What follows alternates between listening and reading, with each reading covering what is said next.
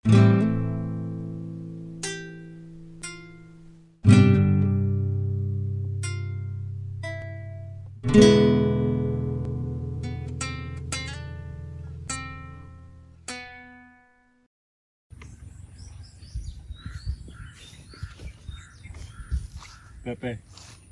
Kuya, may kailangan tayong pag-usapan.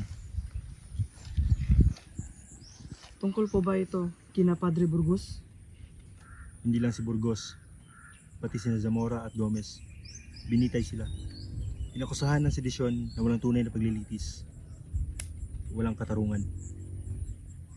Pero kuya, wala naman silang ginagawang masama. Wala nga.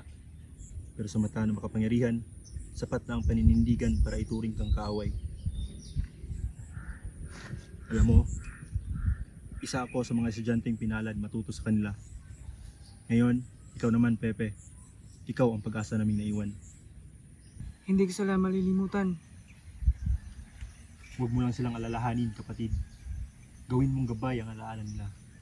Magsulat ka, maglingkod ka. Gamitin mo ang talino mo, hindi para sa sarili mo, kundi para sa bayan.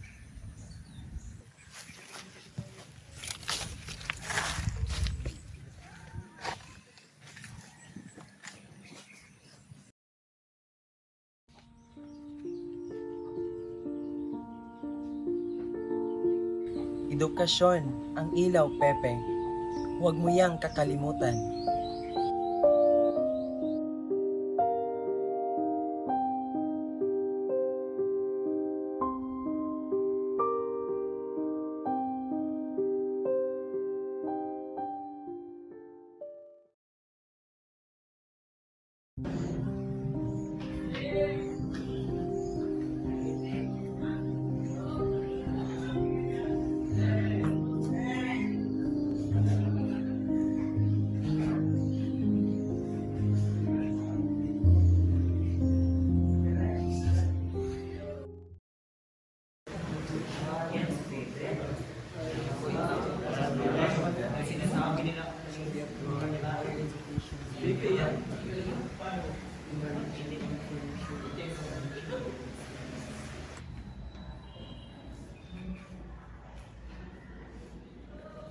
Ginoong Rizal, ano ang kahulugan ng kalayaan sa buhay ng tao?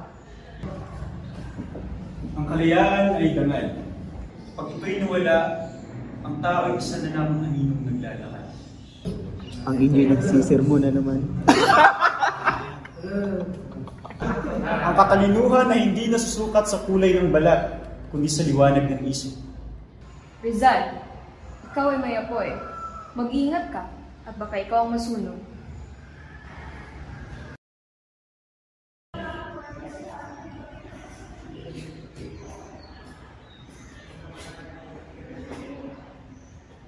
Understanding the human body takes a long time.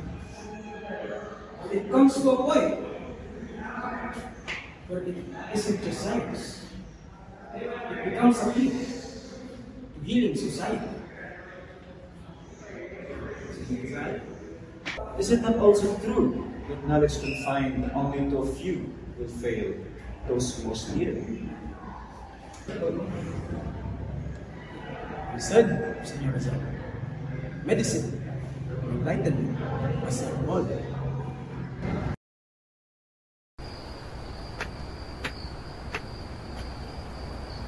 Pepe, baka lamok lang ang laman ng tiyan mo. Kumain ka muna. Busog pa ako sa problema ng bayan, Marcelo. Ay naku, problema ng bayan, tinapay lang ang sagot yan minsan. Salamat.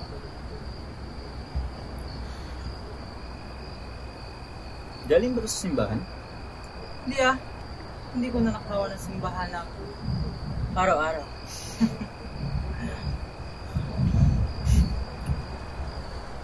Alam mo, Marcelo, naisip ko. Paano kung ikwento ko ang sakit ng Pilipinas sa anyo? Isang kwento na hindi lang basta kwento, kundi sila ng nakakatawa. Ganito ng Pilipinas. Oo. Mga karanasang hindi kayang sigaw, mga paniniwalang binaliwala, mga bagay na tila walang nakakakita pero nararamdaman mo. Kung yan nga ang binubuo mo gabi-gabi, eh busog ka nga sa layunin ng bayan. Pero siguraduhin mo lang na maiintindihan ng bayan ang gutom na yan.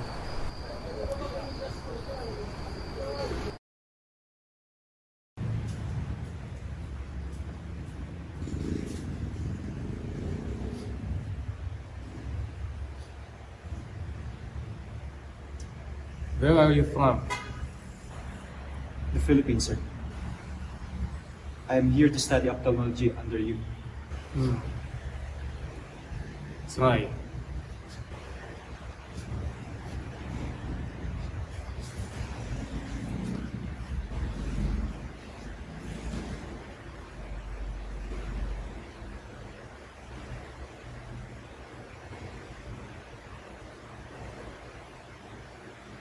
Good hands.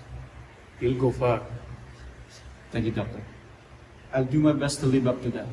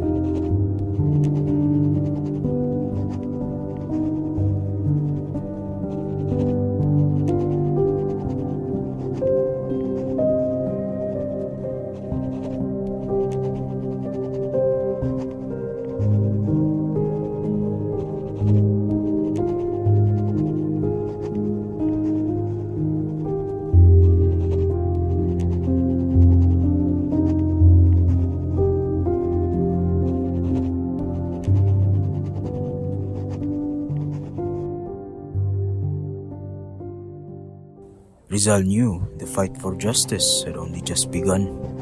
The shadows of oppression grew darker, and so did his words.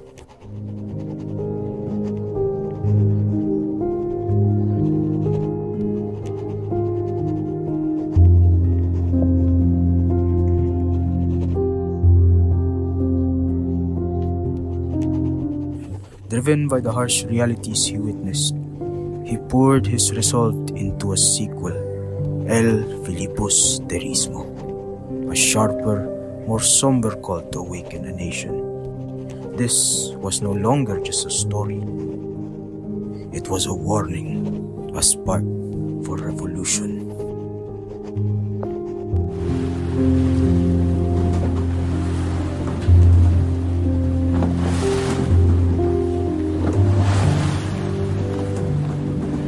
Bumabalik ako hindi bilang revolusyonaryo, kundi bilang anak. Wala akong dalang armas, kundi panulat lamang. Pero ang kinatatakutan ko, ang katahimikan sa aking pagbabalik, mas malakas pa kesa sa panikalangan.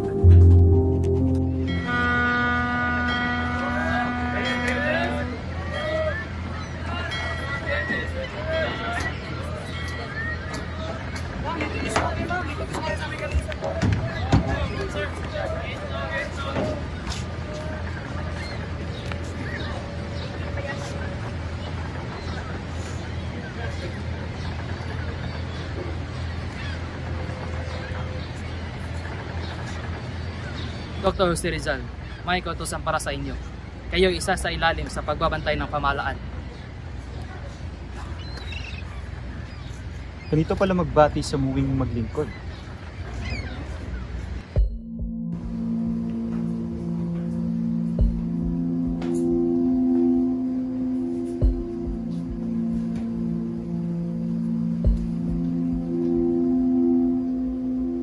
Rizal, ang iyong mga sinulat ay nagdudulot ng kaguluhan. May mga nagsasabing, pagmulat ito sa amin, ito isang sinisyon. Marahil ang inyong pagkakahinting ang takot sa ingay ng pag-isip. Ikaw ay ipapatapon sa lapitan sa lalong madaling panahon.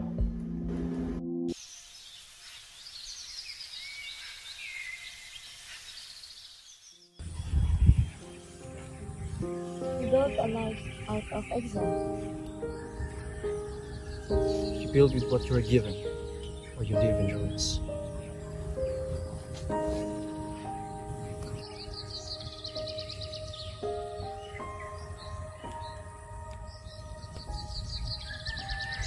And if you're given another chance, would you leave?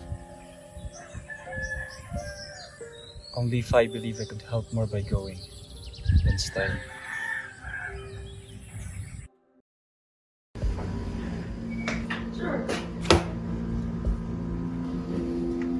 Nagtuturo siya ng mga bata, nagtatanim, at tumutulong sa may mga sakit. Pero may mga lihim siyang bisita. Nagpapadala ng liham, hindi raw siya rebelde, pero nagtatanim ng ideya. Minsan, mas mapanganib ang ideya kaysa sa bala.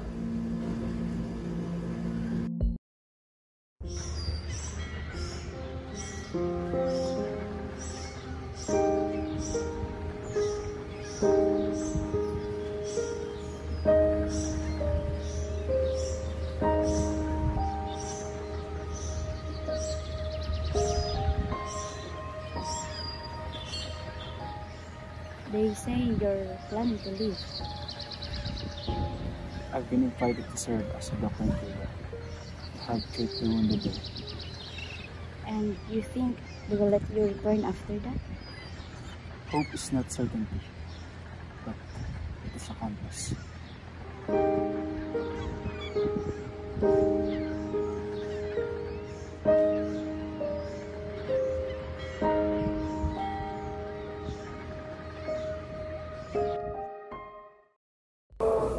Cuba, isang bansang sugatan tulad ng sa atin. Isang panandaliang pagtakas, ngunit dala ko pa rin ang bigat ng Pilipinas.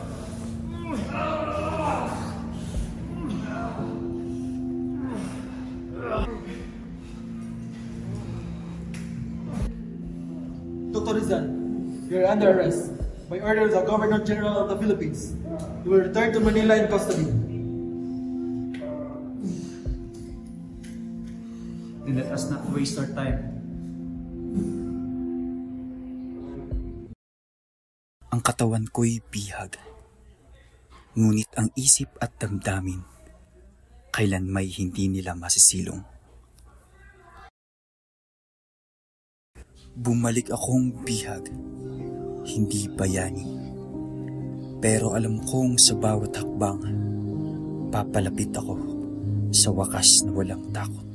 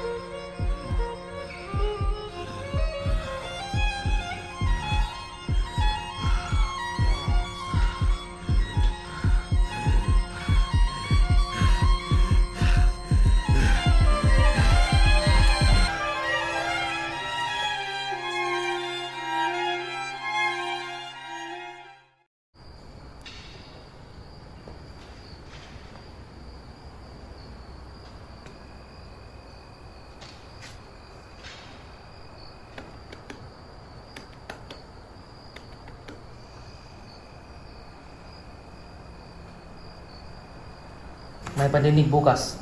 Kumanda ka.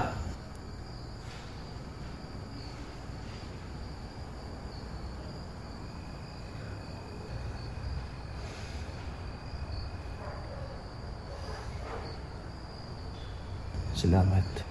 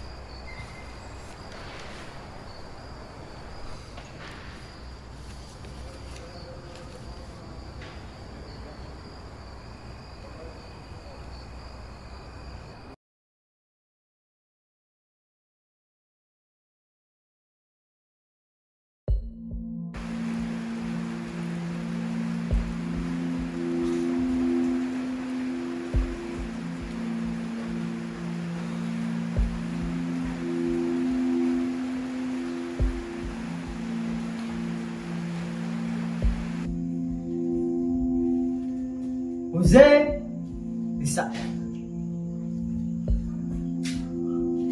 You are charged with rebellion, sedition, and conspiracy. Your writings have inspired insurrection. I do not deny writing for my country. But I have never lifted a sword, nor commanded one to rise.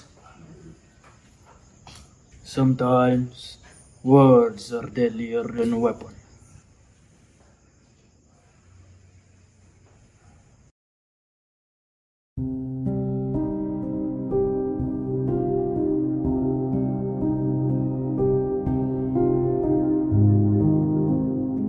Kung ito na ang huling kabanata, ako mismo ang magsusulat ng wakas.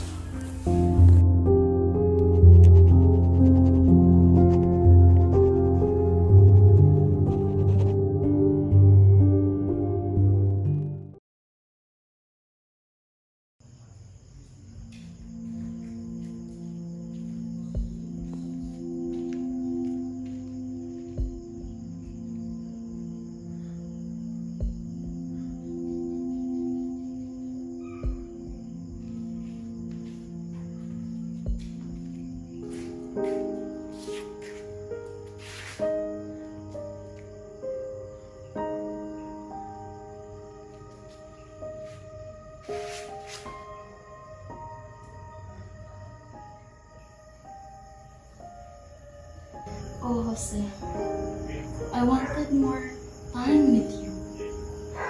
Josephine, what we had is already given. I am ready.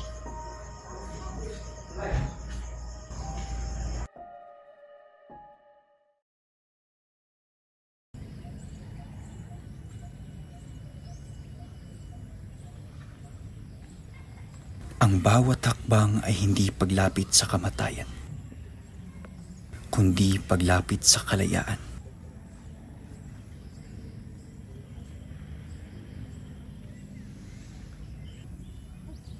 Listo! Preparado!